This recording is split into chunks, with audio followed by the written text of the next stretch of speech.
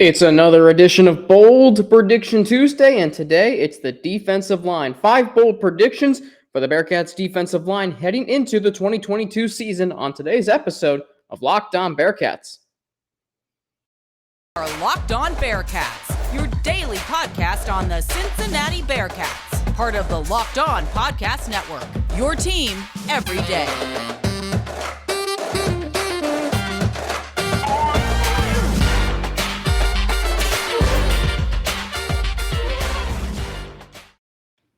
Thank you so much for making Locked On Bearcats your first listen every day. It's free and available everywhere you get your podcast.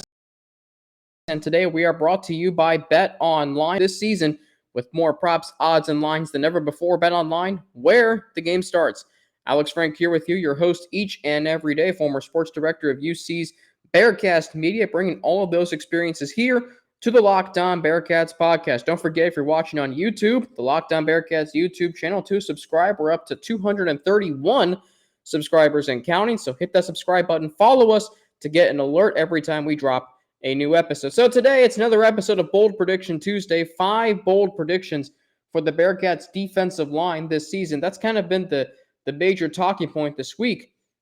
It's a position that's experiencing a lot of turnover. It really feels like there's only 3 defensive linemen that you know. Curtis Brooks. I'm sorry, not Curtis Brooks. He has moved on to the NFL, the Indianapolis Colts. But there's only 3 defensive linemen that you know this year: Malik Vann, Juwan Briggs, and Jabari Taylor. So, bold prediction number 1: there will be, I think those 3 will combine for more than 15 sacks. It's not that unattainable.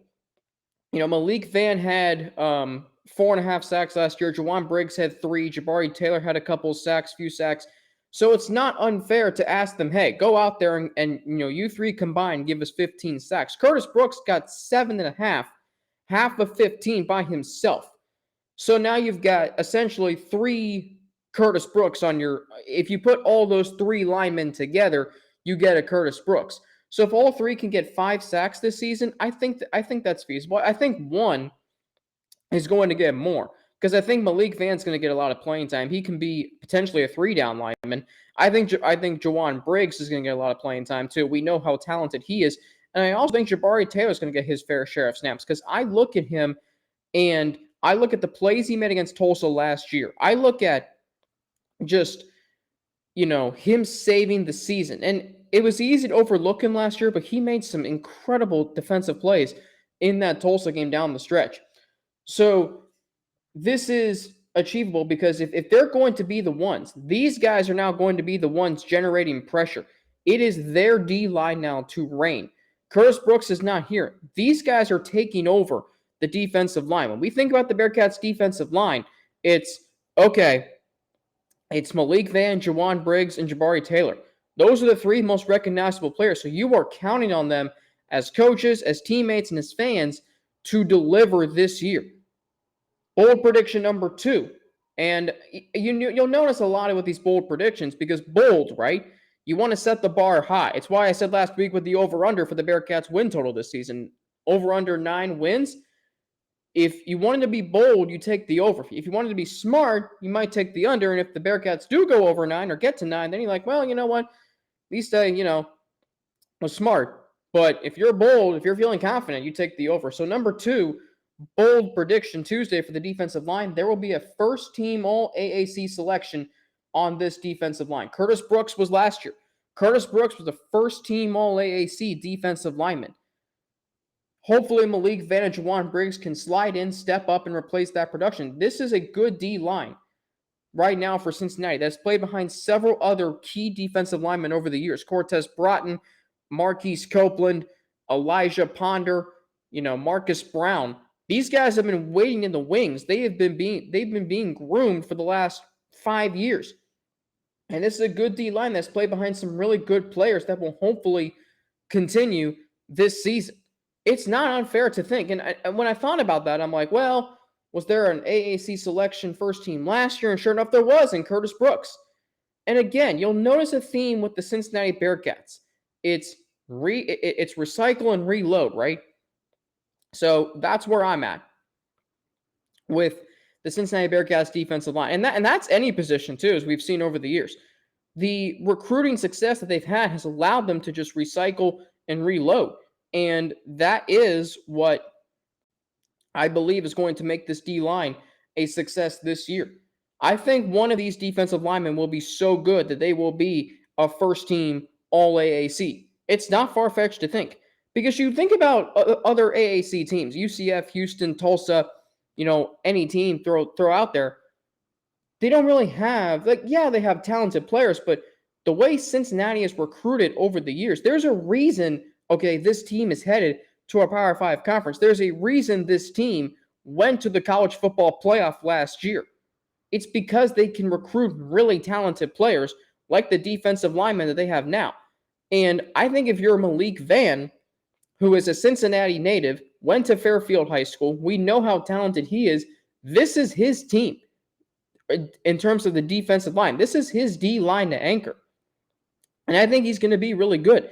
He was really good last year. He has played steadily and consistently throughout his career. I mean, he's not redshirted. He's returned, or maybe he did. He's returning for his 5th season because he hasn't really been in the spotlight yet. Brooks and Ponder and all those defensive linemen have, shadowed over him. Now it's his defensive line. And it goes as he goes. Up next, is there anybody we're not talking about? So who are we not talking about besides Briggs, Vann, and Taylor? Is there anybody we're not talking about who's going to make a splash on this D-line? I'll tell you who that is, or I think it could be next after a word from BetOnline, your number one source, betonline.net. Your number one source for all your betting needs and sports info. Find all of the latest sports developments, league reviews, and news, including this year's NHL playoffs and Major League Baseball. BetOnline is your continued source for all your sporting wagering information, including live betting, esports, and scores. And betonline.net remains the best spot for all of your sports scores, podcasts, and news this season. BetOnline.net is the fastest and easiest way to check in on all your favorite sports and events, including MMA, boxing, and golf. Head to the website today or use your mobile device to learn more about the trends in action. BetOnline, where the game starts. So we talk about, and there's one player who, when I think of Eric Phillips, and if you don't know who Eric Phillips is, I think you will at the end of this season. So Eric Phillips is a defensive lineman. He wears number 97. He is a Colerain High School product. He committed to Cincinnati prior to the 2019 season. So he's been around a while, but you really haven't seen what he can do on the field yet. Now, then again, like I've said many times, it's because there have been so many great players in front of him. Brooks has been here since 2019. He redshirted, played in the Ticket Smarter Birmingham Bowl that year. He played in 5 games in 2020, missed last season. I think, though, because when I think of Eric Phillips, you know who I think about? Deshawn Pace. Colerain High School product. He comes in. You don't really know where he's going to fit in. You don't really know, if he's going to get playing time. And last year, he finishes as the leading tackler or the 3rd leading tackler on the team, Cincinnati, and 6th in the AAC honorable mention. And wouldn't shock me this year if he skyrocketed up the postseason awards charts. So when I think of Eric Phillips, I think of Deshawn Pace. 3 is Eric Phillips will make a splash this year. He comes from a football factory in Colerain. And when I look at the defensive linemen on this year's team, you can go up and down the list. I mentioned this on yesterday's show. After the big 3, you really don't know a lot of these D linemen except for Eric Phillips, and that's because he's a Cincinnati recruit. So we look at who else is on the defensive line for Cincinnati. Jawan Briggs, Rob Jackson, Justin Woodley. You might know who he is. Jamal Williams, Barack Folk, Isaiah Ruffin, Ryan Mulaney, Dante Corleone, Sterling Miles Manigault, Chase Brown, Dominique Perry, Michael Keys. You don't really know a lot of those players, but you do know Eric Phillips, 6'3", 265-pound junior, only 1 letter, but I feel like he could be poised for a breakout season this year. In a season where, and Athlon Sports said it best, the Bearcats are trying to find some new leaders. We know a couple of them are going to be Malik Vann, Jabari Taylor, and Jawan Briggs, but at the same time, do we think that there is another leader waiting in the wings? It could be Eric Phillips. And I kind of, I thought about it this way. Like I said, he's a Cincinnati recruit. There is so much talent within Cincinnati. I mean, you look at, Deshawn Pace last year was maybe outside of Sauce Gardner and Kobe Bryant, this defense's best player. Maybe Brian Cook might have something to say about that. He went to the NFL, Myjai Sanders. But it felt to me the most impactful player outside of Sauce and Kobe was Deshawn Pace, because he had 4 huge interceptions that Indiana and Notre Dame either, iced the game or got the Bearcats going. Those were critical junctures in those critical games. So I think about that and I think, okay, Eric Phillips can be that. And again, this is bold predictions. This is not trying to be rational. This is bold. Like, yep, I think Eric Phillips can shoot that high up the leaderboard. That's who I think about. Eric Phillips. When I think of Eric Phillips, I think of a Deshawn Pace-like leap. So coming up, the final 2 bold predictions. There's one area where the Bearcats struggled last year on defense, despite ranking in the top half of the country in this statistical category. And we see another player from the defensive line get drafted by an NFL team. I'll explain next after a word from 2 of our sponsors. So the Cincinnati Bearcats last year, their defense was really good. But like I said yesterday, their rushing defense sometimes wasn't very good. They allowed 149.1 yards per game last year on the ground. That was 5th in the AAC, so still in the top half, barely though, and 62nd in the country. Again, top half, but barely. So it's an area that needs to get better for Cincinnati, and I think it will. I talked about yesterday, Alabama knew they could run the football on Cincinnati in the Cotton Bowl, and they did. Tulsa ran the ball well against Cincinnati. USF ran the ball well. Other teams are going to try and take advantage of that this season. I mean, look at the first game of the season. Arkansas, KJ Jefferson, dual threat quarterback. It's going to be a challenge for UC's defensive line.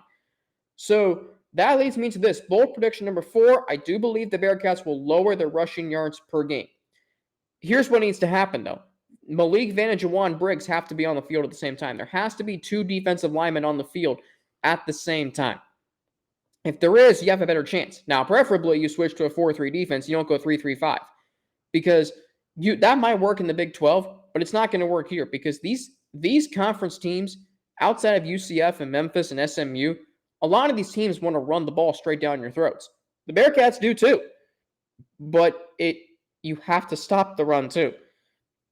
What do you hear from defensive coordinators a lot, when they first take over a job? They want to stop the run. It's so important because if you stop the run, you make them one-dimensional. They have to throw the ball. And as Woody Hayes says, yes, I'm mentioning Woody Hayes on a Bearcats podcast, 2 of 3 things that can happen when you throw the football are bad. It's either incomplete or it's intercepted. 3 things can happen when you throw the ball. 2 of them are bad. That's why running the football is so important. But if Cincinnati is able to drop their rushing yards allowed per game, which I think they will, just because 150 rushing yards per game is a little high. We know the Bearcats' defense was good last year. It was NFL caliber. But at the same time, it had some leaks. There were some leaks in it. So I think it will get better this year. But again, it all depends on what alignment they go with. As far as I'm concerned, they're going to go with a 3-3-5, and I think that can work to an extent. And we saw that extent last year. It's a unique defense, but at the same time, it does allow teams to run the football on you, and that wears a defense down. And this defense cannot get worn down because the offense this year, I don't know if it's quite as good as last year's offense was. I mean, last year's offense, we talk about Sauce Gardner and Kobe Bryant and the defense and how good they were. The Bearcats' offense last year was incredibly dynamic. I don't know if it will be that this year. So what has to happen for the Bearcats to still win games? Their defense has to step up, particularly stopping the run.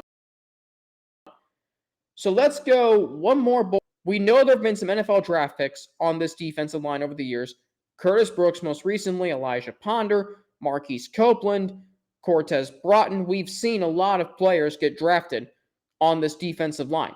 So I think this year, bold prediction number 5, at least one defensive lineman will become an NFL draft prospect, just like Curtis Brooks last year. Remember, we were all shocked when Curtis Brooks was not invited to the Combine, and I had Russ Heltman on, my colleague at All Bearcats, on the show back in April during the draft, and we talked about how, he was crossing his fingers. He talked about how he was crossing his fingers for Curtis Brooks to get drafted, and sure enough, he did. He gets drafted in the 7th round. Again, if this is who the Cincinnati Bearcats are, if it's recycle and reload, then all Malik Vann and Jawon Briggs have to do is just continue the trend. Gone Marquise Copeland and Cortez Broughton, ins Curtis Brooks and Elijah Ponder. They move on to the NFL. So too will Malik Vann, Jawon Briggs, and Jabari Taylor. And the thing is, they've seen what players in front of them have done.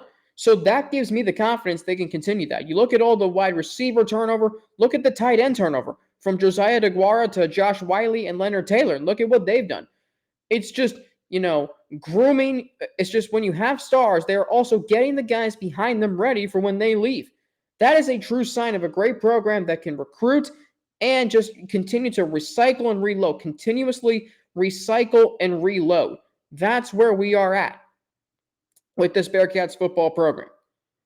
And because Curtis Brooks was drafted last year, it gives me the confidence that a former Power 5 player in Jawon Briggs, maybe he's going to rise up NFL draft boards. Malik Vann, maybe he'll rise up NFL draft boards. If you make an impact,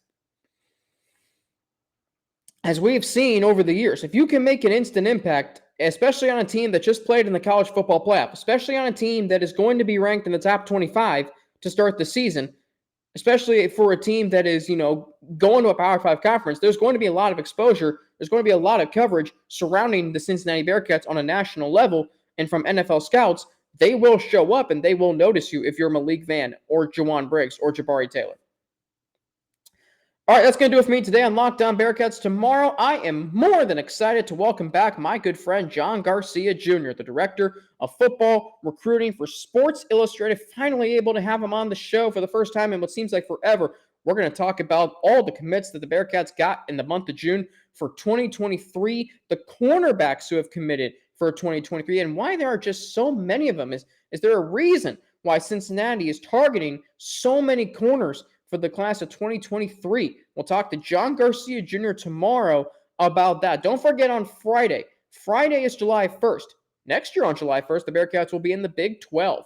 So, what needs to happen for the Cincinnati Bearcats football men's basketball teams to have instant success in the conference? I'll give you 7 things on Friday that need to happen for those two teams to be successful in a good football conference and arguably the best basketball conference in the country. Thanks for making Locked On Bearcats your first listen every day. Now, speaking of the Big 12, you can get more on the conference by making Locked On Big 12 your second listen every day. Host Josh Neighbors and the local experts of Locked On take you across the Big 12 in 30 minutes. Locked On Big 12 is your second listen. That is Locked On Big 12.